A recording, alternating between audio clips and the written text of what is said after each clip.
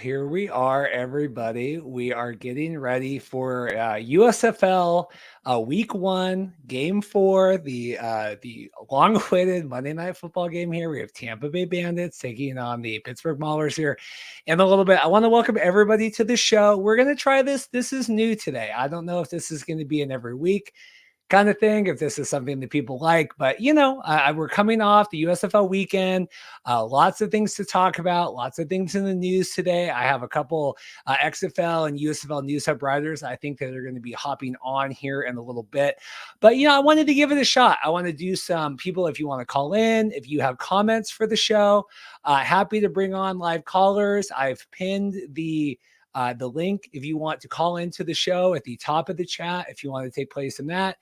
But we're going to see here for an hour. The game is starting at, it'll be 4 p.m. Pacific, 7 p.m. Eastern tonight, here, the rescheduled game from last night.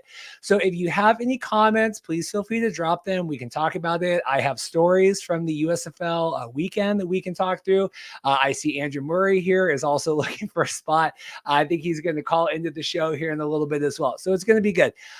Remember, like and subscribe if you want any of this shenanigans. I'm going to have a new show coming out on Friday. I have a good guest list lined up, and we are working on some new people as well to do all that.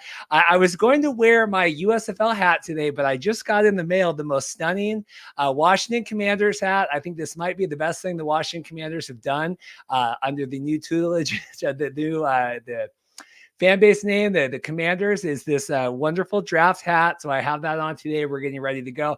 I also got my XFL hat in the mail today as well, but I didn't feel like that was appropriate to wear it today. But we are here. We are going live. Sam Shady is planning on doing this all. Digs the pregame. I dig the pregame too. Fox doesn't do a lot of that. We've seen the United by Football about 18 times now. Everyone getting ready, filling dead air with rain delayed games and thunderstorm games and all that stuff. So we're going to be doing the pregame today. Andrew, are you ready to hop on? Do you want to give me a thumbs up? We can bring Andrew Murray on. Andrew's my ride or die from the USFL. We did our pregame show on Friday or Saturday, I guess it was. Feels like a long time ago. We have Andrew Murray joining us from the Birmingham airport. Yeah, it's a bit of a rogue situation here. That's good. We're mask off. We're being safe. We're socially distant. How has been yesterday for you? I know it was rainy for the second game. We were obviously there for kickoff, and then we had the whole rain delay, thunderstorms last night. So what was yesterday like for you? It was a bit tumultuous, to be honest. At about 11 a.m., it was kind of all over the place. So it seemed to me that we had rain delays from the beginning, right? So we had rain delays in the first game, and then it was delayed for about an hour before getting into the later time. So it started to clear up. It actually got a lot nicer as the day went on, and it was perfect during the Breakers and Stars game. It was picture perfect, great weather, great temperature, sunny. I think some of my comrades actually got a little bit sunburned even at some point. So that's how drastically it changed. But then we were getting set up for the Bandits and Maulers game, and about half an hour before kickoff, we had a TV crew, or a member of the TV crew, basically, because we were sitting right in the front row. We were sitting right up front near all the players behind the Bandits bench. Hard seats to get there, Andrew. How did you manage to get those row one seats for this? I mean, there wasn't a lot of competition. Let's just put it that way.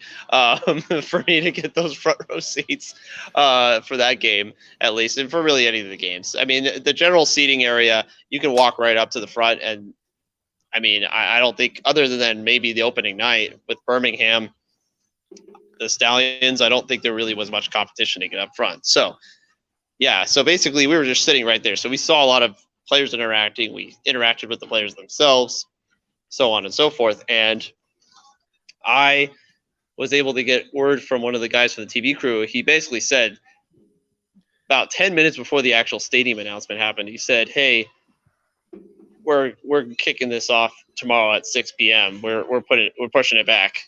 And of course, me and my comrades kind of looked at each other like, "Wait, what?" And he said, "Because there's a storm coming." And sure enough, the wind kind of shifted. You kind of started to feel it in the air. So everybody started to pack up. I visibly saw Daryl Moose Johnson walking across the field with one of his cohorts, and he looked very upset. He looked visibly upset that he had to do this and pull this plug on the game. So basically, stadium announcement came in. We had to exit the facilities, and we went across the way to a restaurant. We went to the Southern, so the place that we were at for the live stream.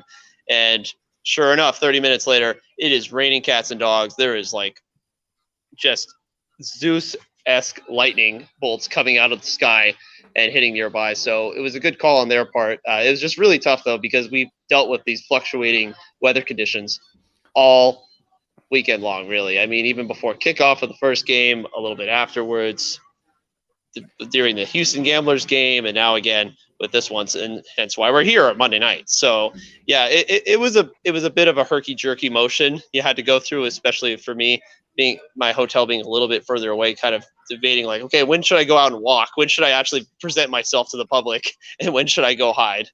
It's crazy. I don't know if I can't imagine if any of the stuff that they ever anticipated with this hub season and minor league. I see you. We'll bring you on here in a minute. I just can't imagine they ever thought that the inclement weather or thunderstorms. We got a lot of, comments. Well, doesn't football? They play in the rain. It's not the rain. It's the thunderstorms. Even the night before. I mean, they really lucked out not having a thunderstorm delay on the kickoff day as well. I mean, we lived through that Friday night. Jenna, we have a lot of comments here. Lots of stuff to talk about today. We have the attendance issues. We have the playoff or the play on the field. We have are we pro chicken salad? Are we pro pizza? We can get into that debate. We're talking drones here. I see a lot of comments. I'm going to bring in minor league Rando as well. I don't know how long he's able to hop on and stay. So I want to make sure we get you on here, sir. How are you doing today? Oh, well, I'm doing good.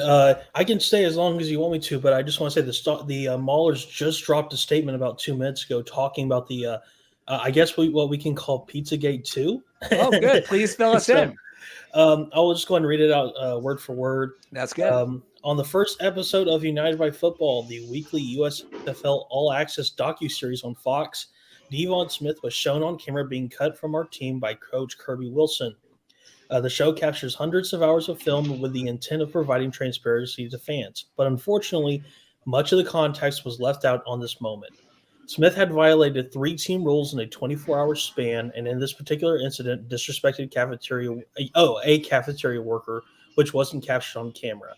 Smith has succinctly reached out directly to Coach Wilson to apologize and has asked to be reinstated on the Maulers roster. So, hey, I was told this morning, I kind of put it out there on a different show that there was some stuff that's going to come out, and it looked like it came out. So I knew there was more with that episode. I knew.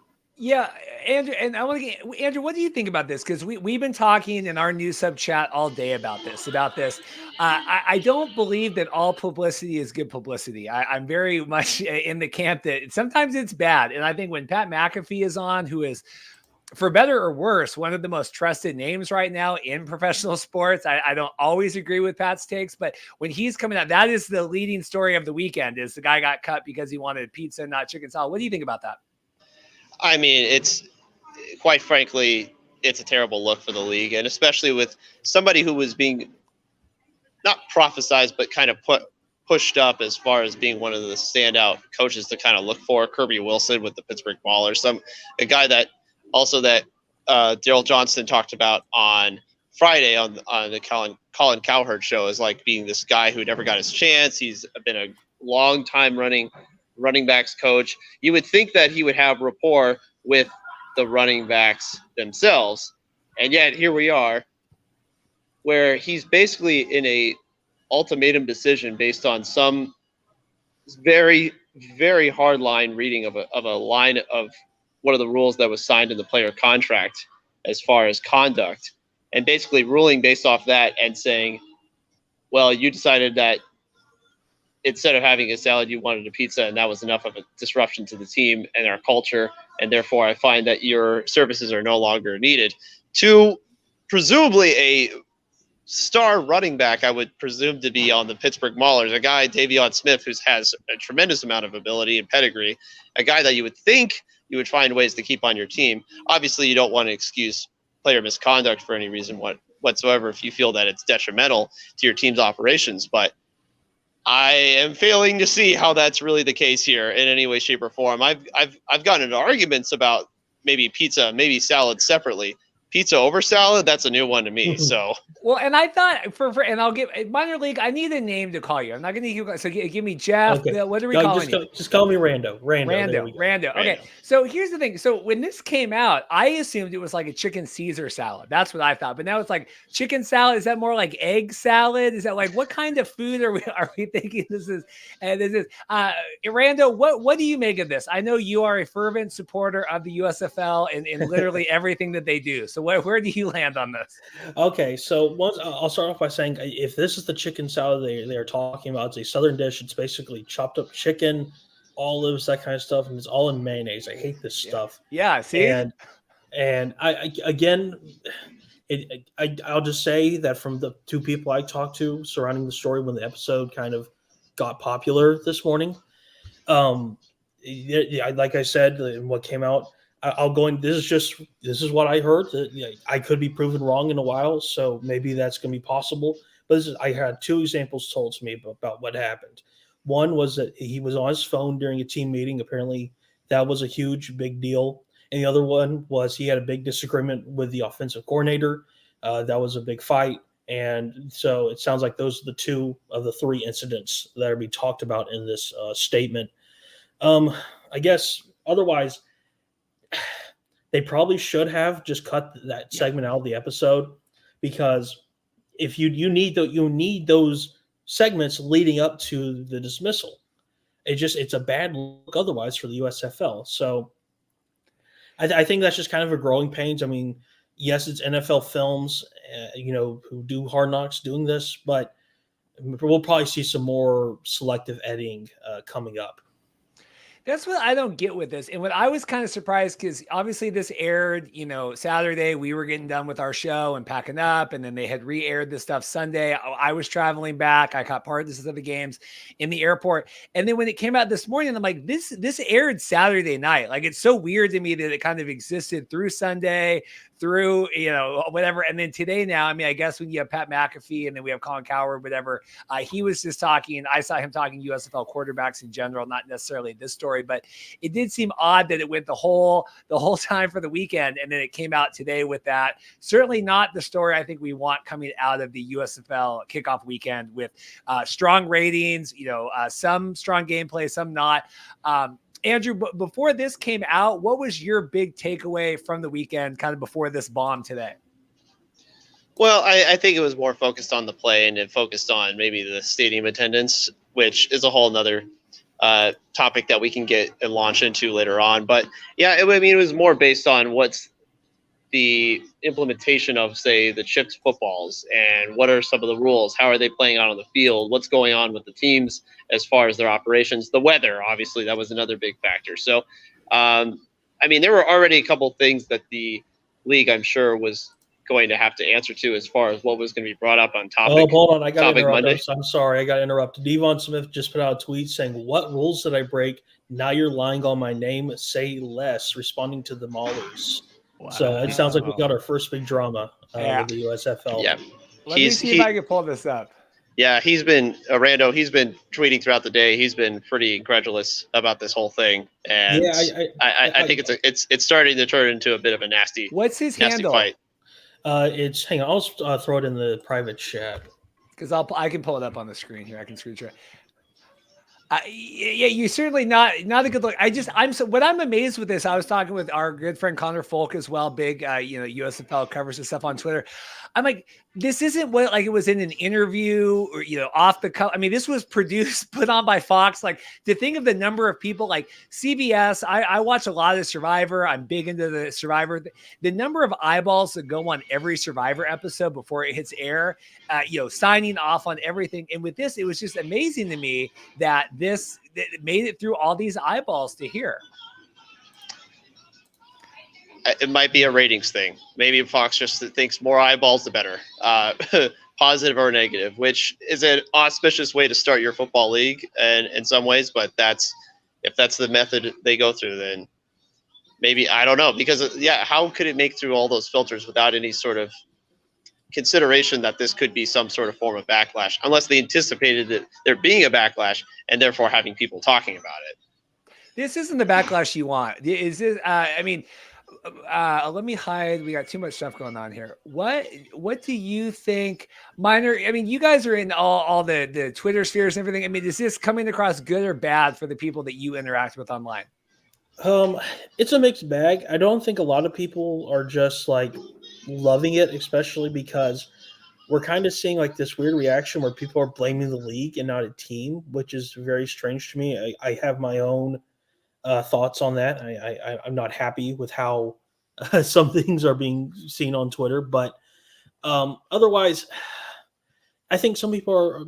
I think we're going to see a lot more reaction, definitely on FS1. I mean, there wasn't a super lot of promotion, going into for the rescheduled game, but I mean, the USFL couldn't have been given a better opportunity. I mean, that there's 100% going to be a reference to it tonight on the broadcast. They're probably going to show the footage itself in some kind of pregame form. I mean, are you making, lemonade with lemons? I don't know, but I can't figure out how they're going to respond to this. Yeah, so I want to get into Chipgate here too, because we have a lot of different stuff going on. But let's talk a positive coming out. Andrew, obviously we did we were there for the pregame. We had our wonderful suite, courtesy of Brett with the Facebook group. What did you make? I thought really good quality play Saturday. Sunday did feel a little Spring League 3.0, little bit, like jousters, aviator stuff. I watched a lot of those games. What did you make of the play Saturday and the Sunday?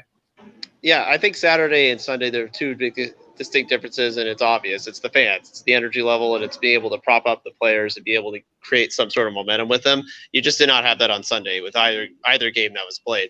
And it's a shame because I think there were some good skill position players on the field for both sides, and there was some great defensive line play. I mean, look, guys like David Bellamy for the Bikers yesterday, Sharif Miller, they were destroying the Stars front line. Like, they were absolutely killing them and getting to Brian Scott on multiple plays. You had guys like Bug Howard making big plays for the Stars. You had a lot of good players and a lot of good plays. I just think that you weren't able to get as much enthusiasm because there's just such a lack of vocal support. Oh, rip. Lost Andrew there for a second. Randa, what did you make of your favorite aspects of the game? I mean, I assume you watched most or all of the games over the weekend. What was your favorite takeaway?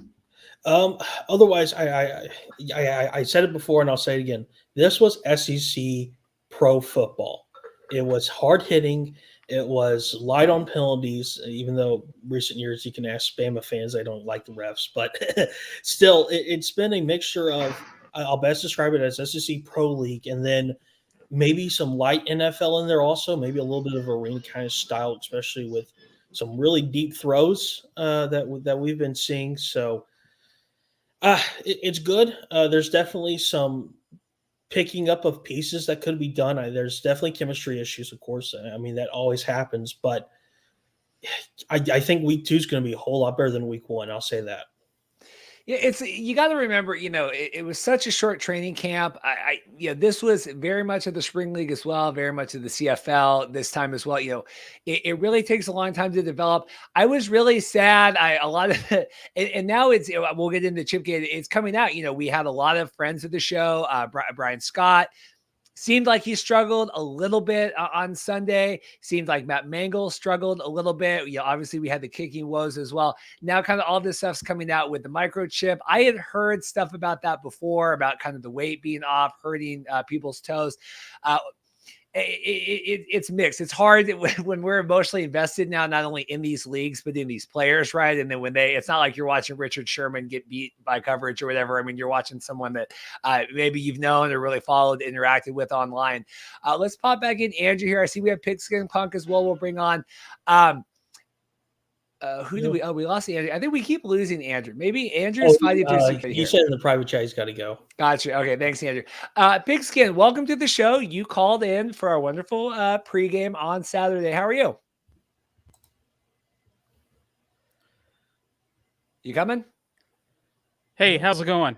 There we go. I don't know if you can wear that hat on this stream. I think you might get thrown off. Oh, I can't? Okay, there we go. There you go. Now you're PC. So what do you, first off, let me bring in Andrew. Do you want to say goodbye? Are you hopping off? Let's get a final word from Andrew and let him get on this flight. Not sure if I'm coming in. There you go. Okay. I'm afraid I have to hop off for now. I've got to get going. I got to go re-enter the fray, put my mask back on. Gentlemen, have fun talking about the pregame show. Unfortunately, I'm probably going to miss part of the game because I have to get on my flight. But you all enjoy it and have a fantastic time. And I guess I'll say it right now. We keep losing. That's okay. Pigskin, what do you make of the week so far in the USFL? Well, it's been interesting. I know we started out with a bang. I really enjoyed Saturday night's game. And then yesterday, as you said, it's a little bit spring league. But listen, these guys haven't been playing together for that long.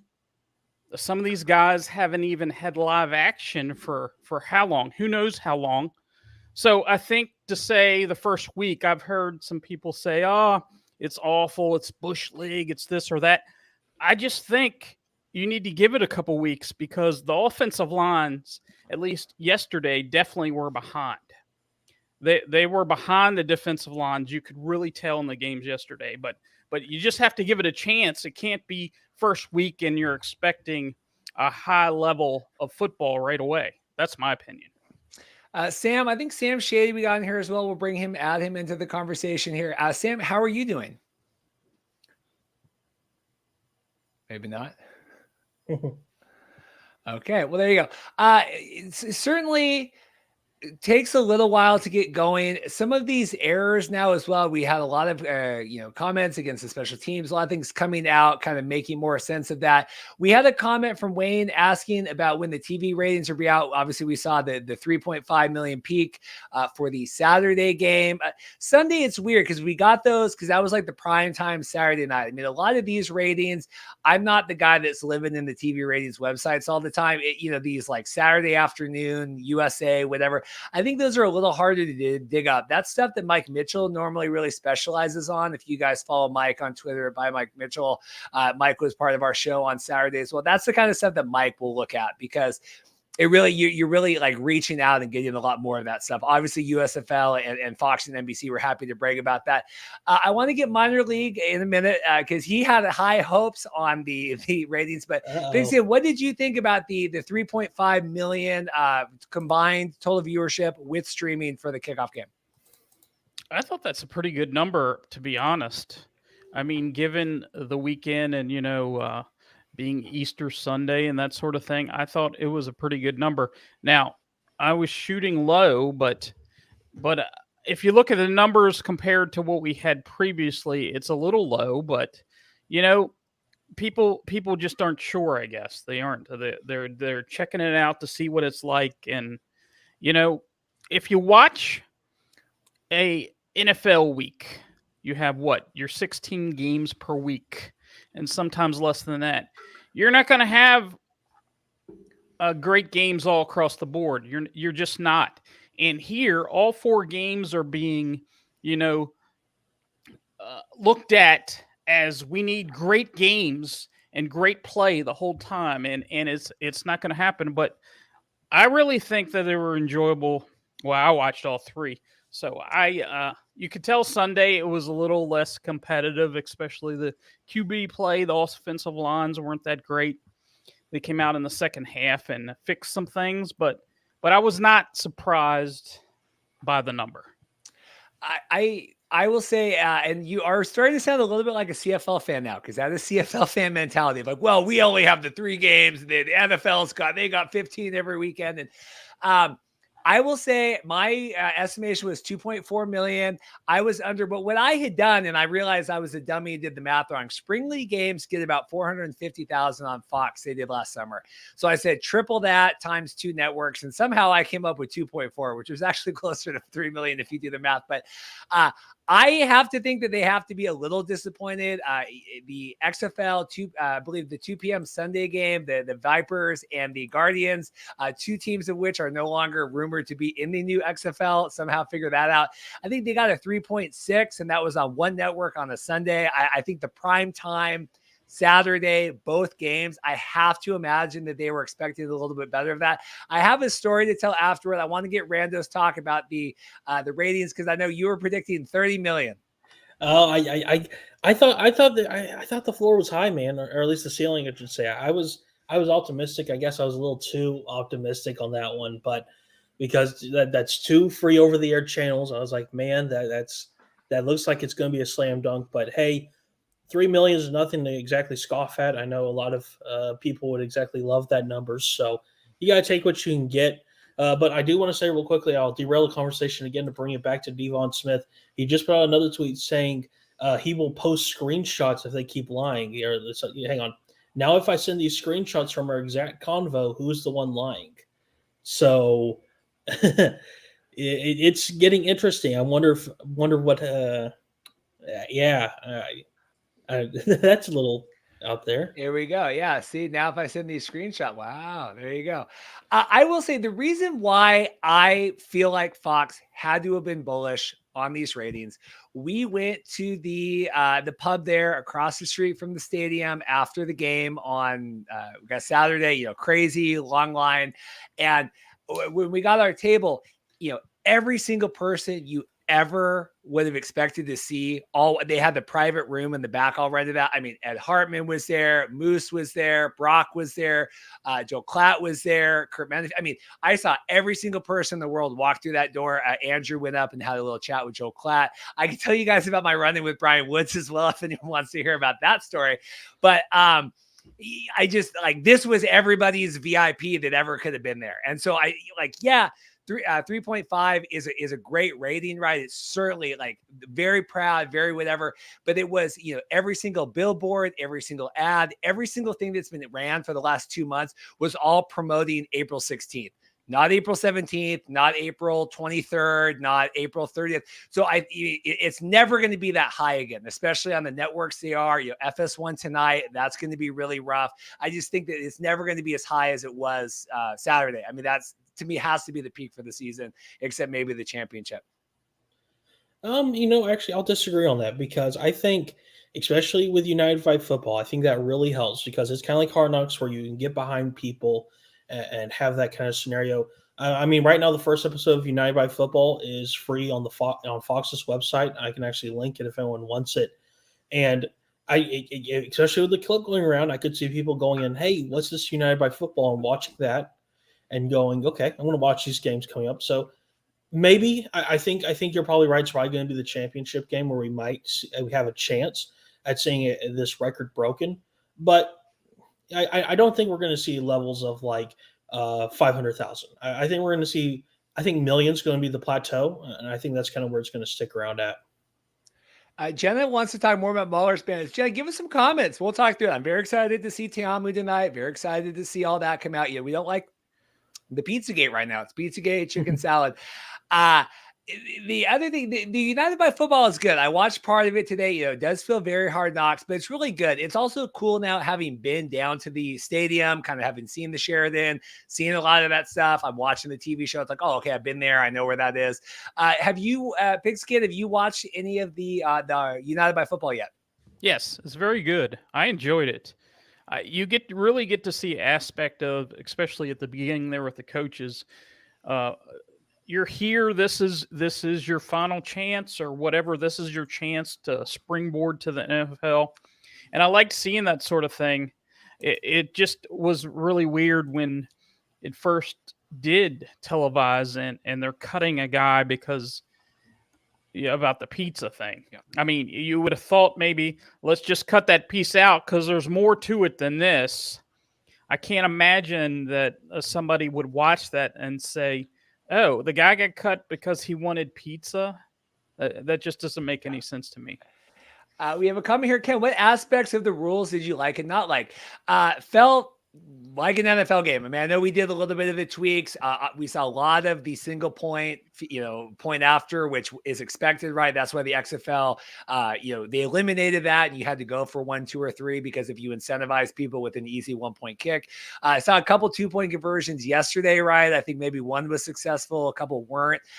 Otherwise, I mean, the game was slow. The Saturday one really drug a lot. I don't know if that was just the technology behind it. I mean, there's a lot of bells and whistles right now with the drones and all that. No, Mr. G, the game, we are leading up to the game. The game starts in 30 minutes here. We're just doing a little pregame show tonight. You can like and subscribe if you're part of all that stuff. Todd Haley, James says, discussing his wife with the players made me emotional. It's cool. The selling point of this league is going to be the players. Rando, what did you think of some of the stories that we got? We saw Brian Scott, we saw Chase DeMore, right? We saw a lot of these guys come in, do the arrivals and all that stuff for the season. Oh, I mean, absolutely. We saw some stories that are probably going to be taken out through the season. I mean, Chase DeMore is probably going to be the face of the Panthers besides Shea Patterson, which, by the way, I'll mention this. The rating for Detroit came out, the original rating, 4-point share. So that's a very good pull for the Panthers right there. And also a little bit of a bit of an anti-hub argument that just kind of got a little bit destroyed, saying that no fans would be interested. But otherwise, Mike Riley is 100% the hero of the New Jersey Generals. Just the story he had with his wife, talking about how Birmingham's her hometown, and which I didn't know, and being able to kind of like come in and bring her everywhere and just kind of have her right there. I think that's kind of a cool scenario. Otherwise, I think we're kind of going to be seeing some more stories pop out, especially with the games coming into fruition. I'm going to be very interested to see if they bring up the Chase DeMore. I think it's Walker 99 with the Panthers, that little skirmish they had on the field. Because I mean, they had to definitely chase mic'd up, and that's probably gonna be a bit of sort of like hey, what's up with the fight and stuff like that. So I think we're gonna see new characters kind of pop out. I would not be surprised if Jamar Smith, after his second half performance with the Stallions, kind of becomes a character. So I think it's gonna be like kind of a flow. But I think definitely by like week 8, we have our people that are the focus of the series. Well, and it's a learning process too. We have a question. Mr. G, the game got postponed from last night. There were thunderstorms. So the game we're pre-showing here. The game will be here in 27 minutes. That's the thing. I mean, you're kind of shooting fish in the barrel at the beginning. You're picking players. Obviously Chase is someone that's been on reality TV. So they go, okay, this is someone that's going to be able to talk in front of the camera, if nothing else, but you're really banking on these guys to make it through, not get cut, find success that way. I mean, look at the Ben Holmes of it, right? I mean, that could have been, they could have went all in on Ben and then he broke his foot or just didn't play well, depending on who you ask. Pixie, were you surprised with that? Because a lot was made with Ben Holmes and the broken foot and all that stuff, and then it comes out that he was cut perhaps because of performance issues. Yeah, I mean, you got a story about Ben Holmes there because you heard he was injured. There was no talk of that, but I found it was interesting because they had that interview with him early on saying, "I don't even watch football. I don't even watch the NFL. I don't even watch any football." And then you see some of the passes he's making, and he's making mistakes, and then he's gone. He's gone. I thought that was super interesting, compared to the story that, it was an injury that had him out. So I'll say there's only one player in the history of the Markcast that's ever no-showed an interview, and we'll leave it at that. It felt really bad for Ben. It would have been really nice to kind of share his story in that way. But you don't watch football, and then you come in and I don't know, Mike, we were talking in the news chat. Mike thought 4 was really high for him to go to the Generals anyway, right? You had a lot of the other quarterbacks there.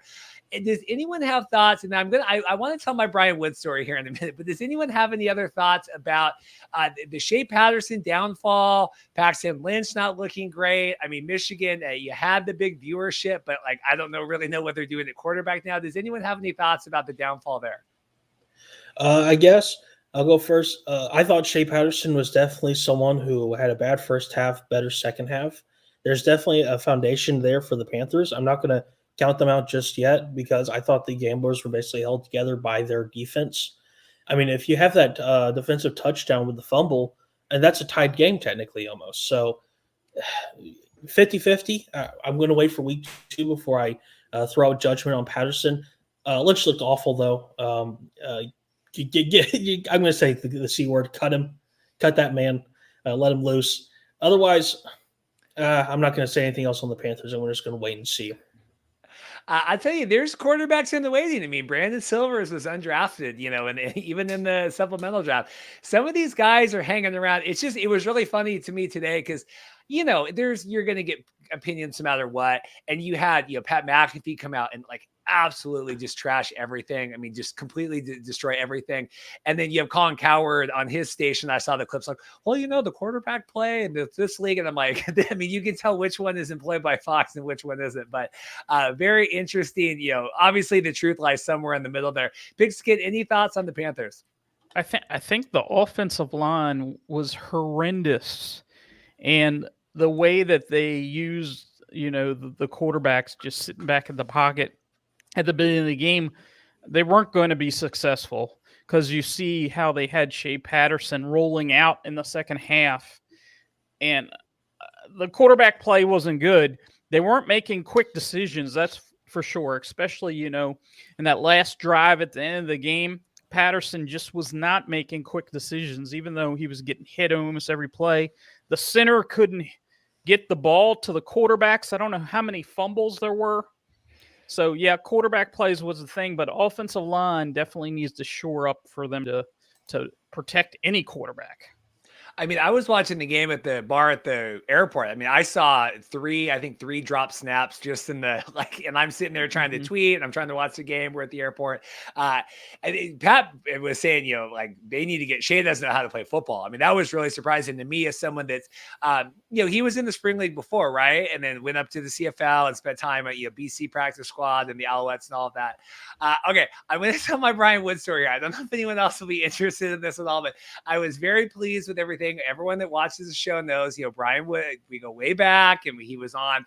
Interesting that the USFL now is having food issues, not dissimilar to the Spring League and the food issues that they had back in San Antonio back in November 2020. But we were at the stadium and we had wonderful sweet tickets. Brett, that runs the XFL group, had given us, Dorothy and I, and then Andrew, who was here before. We're at the suite.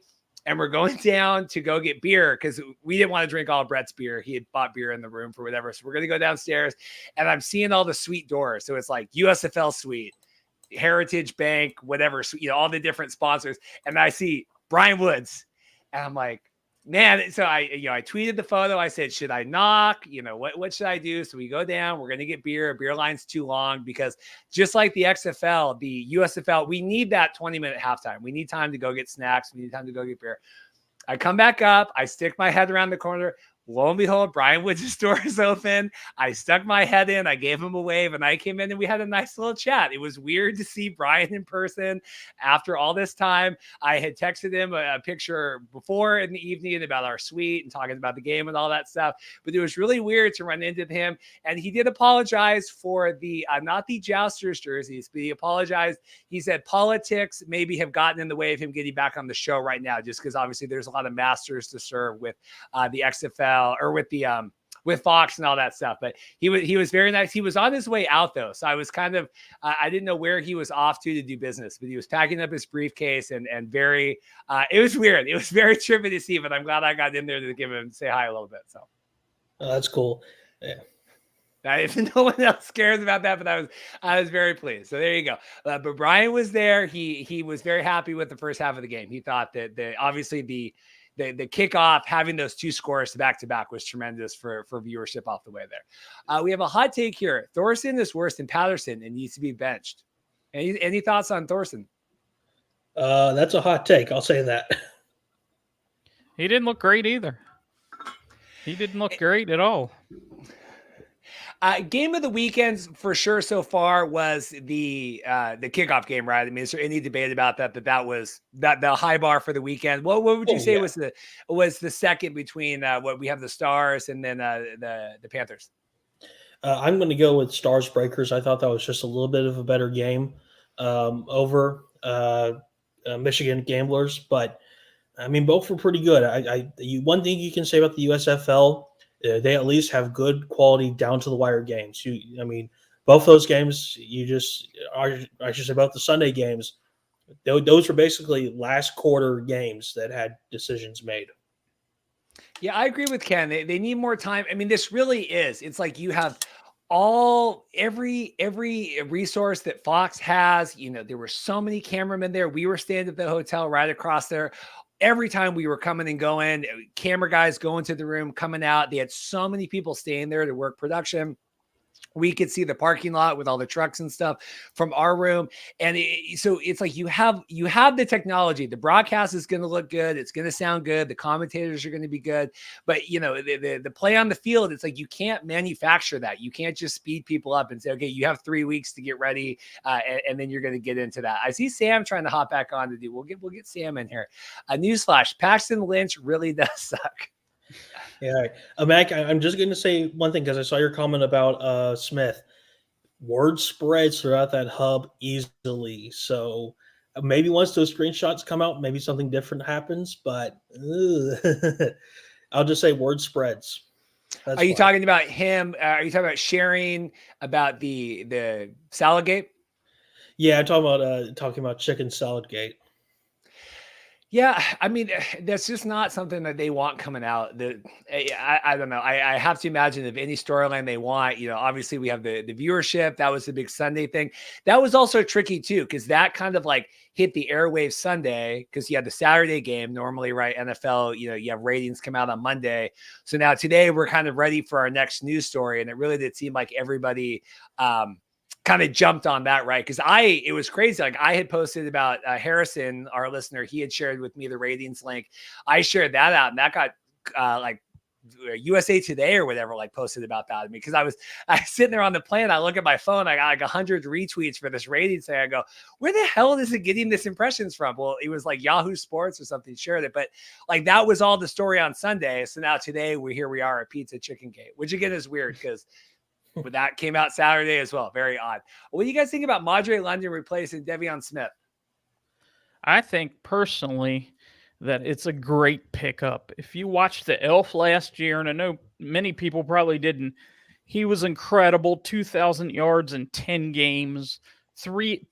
I believe he had 2 300-yard games. He was just awesome. I am really interested to see what he can do tonight. What do you guys think of the? We have a question. Where did I say the head? Oh yeah, the helmet cam here. What did you guys think? We got some comments before about the drone stuff and about the helmet cams. What do you guys think about the other technology? We'll start with Rando. Drone. I had some concerns from the preseason footage they put out about drone sound. I was very impressed with the broadcast. They kind of made some tweaks 100% to the footage where it was definitely lower, especially on Sunday when you had less people in the building. Otherwise, helmet cams I'm still mixed on because they don't make me sick. I can probably watch an entire game with the helmet cam on, but I know that there are some, and those they like to make it known that it makes them sick. So, if they don't bring it back next year, I don't think anyone would be sad. But keep it for replays, and I think you're good. I like the Fan Control Football. I never did much of it, but I know that during their broadcast last year, and I would presume this year as well, you could go onto your phone and like look at the other feed. So they had like the drone feed and the helmet cam, like all that stuff. I thought that was really cool. On the broadcast, spoiler alert, when you're getting a 0.2 in the 18 to 49 demographic per network, that means a large portion of your fan base is either very young, like the TikTok viewers I saw was exploding, or very old. And so you're going to get a lot of people that are more elderly that maybe aren't used to that kind of thing, aren't used to the drones and stuff, than maybe people our age. That's a very low demo for a sports league in the 18 to 49. Rando, any thoughts about the demos and the 0.2 per network? Otherwise, I to be honest, I'm really more interested in the streaming numbers when it comes to that because I mean, I don't think they count Sling. I don't think they count YouTube TV. I don't think they count all those. I think it's just cable boxes and satellite dishes. So if we had all those numbers put together, I think overall everything would be just higher. But again, that's just me wanting more for this league. Otherwise, I mean, they're on TikTok now, so probably when you have more in-game footage besides just practices, you're probably going to have a few highlights that really start to pop off. I mean, I've been seeing, at least speaking about Reddit, which is, of course, an older skewing social media platform, that it seems like all the numbers I've seen been going up for USFL content, and people seem to like it. So 50-50. I think they definitely need to work on that demographic 100%. That probably means getting probably some younger skewing content out there, and maybe some youth kind of program, kind of like NFL 60, to bring in those kind of fans. But again, we're in year one. NFL's just in year 102, I believe. So they have quite the head start. We have Tim Capper, friend of the show, Alouettes Flight Deck Podcast. They cover the Alouettes and other CFL. Throwing shade. How many times can helmet cams be called innovative? They've been in the WLAF, Arena, AAF, and others. I know, but until the NFL does it, I mean, who's watching it? I will say for the drone, we have a comment here as well. David, love the drone, the noise. The clip I saw where it was like up in the crowd, it was doing the flyby of the suites. It came down, went around the kicker, came back around, and then followed. I mean, tremendous. The guys that are doing this work. I mean, it is. I cannot tell you, as someone that I do videography, I hire out all of our drone stuff because I don't want to deal with that. The amount of skill and talent that the guys have, they're doing the broadcast for this, is absolutely insane. And that interception return that they had the drone follow the guy, from the Houston game. That was awesome. They have that replay on the Fox Sports app, and that's just amazing footage they have for that. That kind of stuff I thought was amazing. Yeah, and they had the guy that had the pick six had the helmet cam too. And I don't know how do we distribute that, right? Like, we only have so many. I said that's tremendous luck, right? It's like when they had that when they had who the hell is who's the Rams court? Matthew Stafford. When we had Matthew Stafford, when he was mic'd up and he got beat up and he couldn't walk and and then he came back in and won that game. And that's like the most watched NFL film. I'm like, thank God we had a mic on Matthew Stafford that day when all that was going on, because you just never know. We have a question. Anyone's thoughts on Kyle Lauletta as quarterback? Sam wants to know. Again, I haven't seen a lot of film on him, so I can't really say a lot, but I think it's an interesting pick for Pittsburgh based on what I'm seeing. It seems like they're going to be going for a run game, and it seems like he can at least somewhat throw it. So interesting pick. That's what I'll say.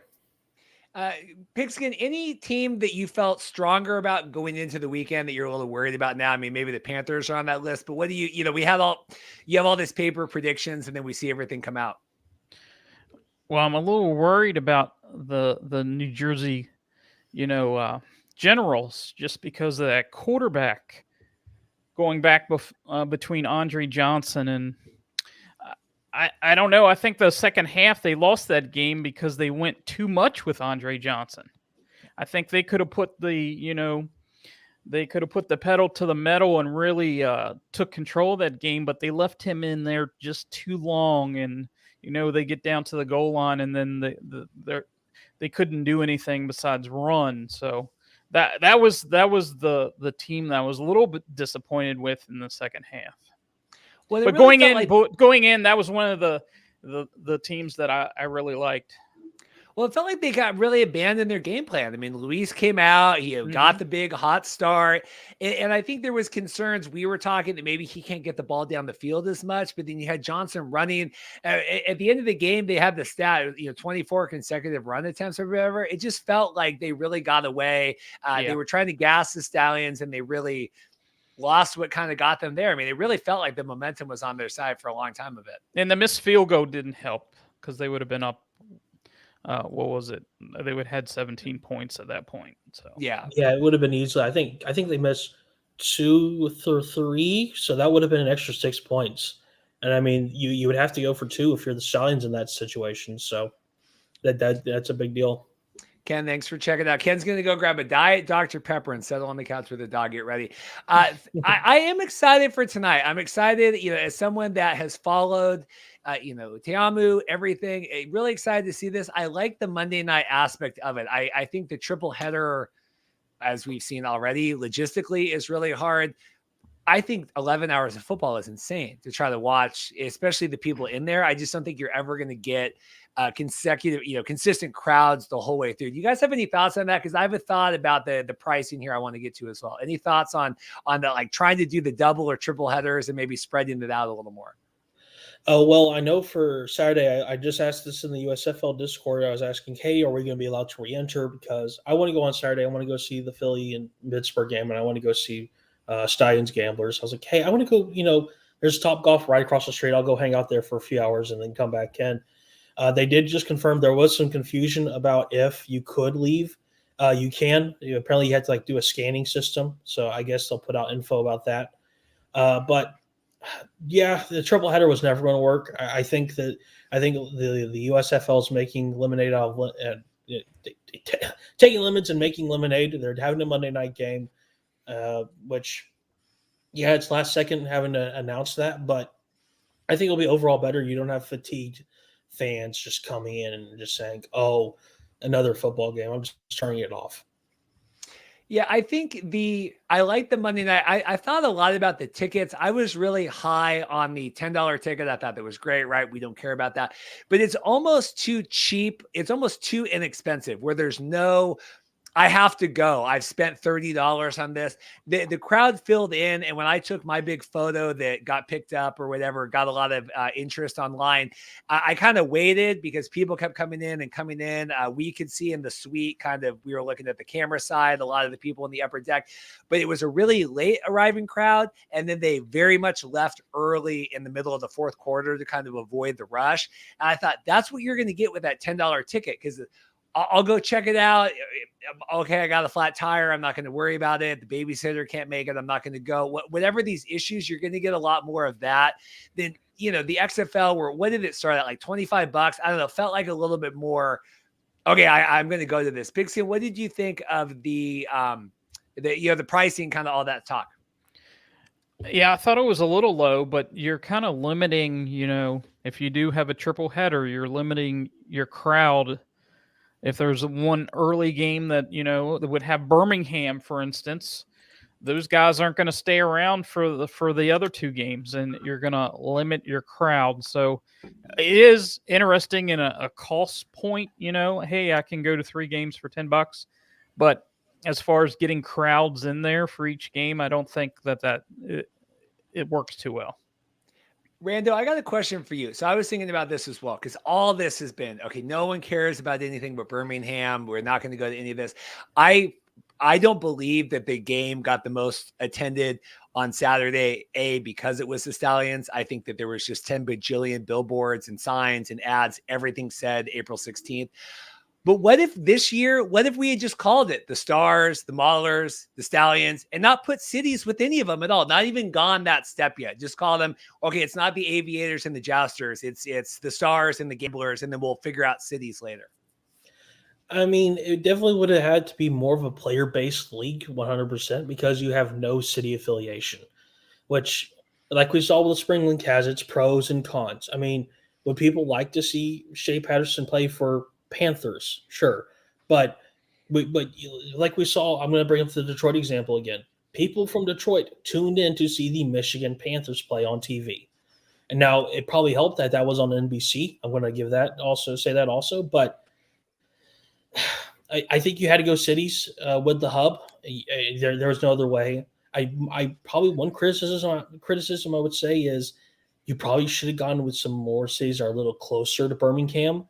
I mean, sure, you don't have Memphis. That sucks. Jacksonville, you don't have that. But then you also have your stadium situations there. Liberty Bowl it's Liberty Bowl. And then you have in Jacksonville, you had to play in the NFL stadium. But it's just like, man, you kind of wonder if they had just used those Jacksonville and Memphis names and stuff like that. You probably would have better attendance. But, hey, again, you got to take what you can get. I got a question from Benjamin here, and then we'll start to wrap it up. I have a wedding consult at 4 right when the game starts, and I'm sure everyone wants to go watch the game, and then I'll watch the rest of it.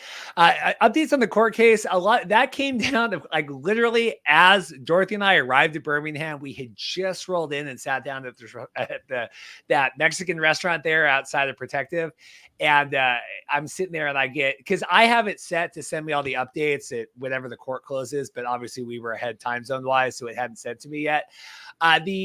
The judge ruled no injunction, right? So no, they're not going to stop anything.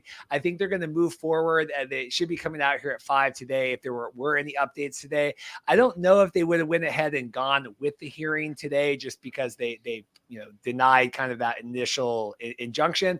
I have a feeling they're going to settle. I've gone back and forth with Michael Cohen. I think we're going to get back on again this week just to kind of final wrap up with that, because I really think there's not going to be a lot of news on that until they decide to settle, if and when that happens. Am I kind of on base with that? Do you guys feel the same way?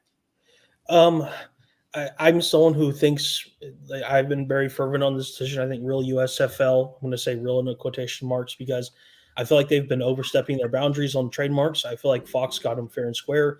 Was it a little bit scummy? Sure. But that's business. I've seen this happen in minor league hockey a lot, and no one complains. I feel like there's just some people looking for a piece of the pie, to be honest. So if it takes a settlement for them to go away, thumbs up. Just let me have my league.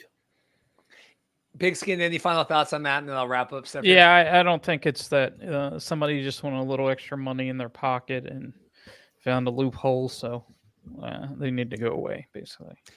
It's good though. I mean, because people said, well, so it didn't matter. But sometimes the journey is just as exciting as we finally give up. I mean, we had a couple really fun episodes. We got to meet some new friends on the podcast. If you listen on a regular basis, I like meeting new people like that. I know that Michael is very tickled anytime we get to talk about this. Tim Billick as well, the other copyright lawyer we had come on.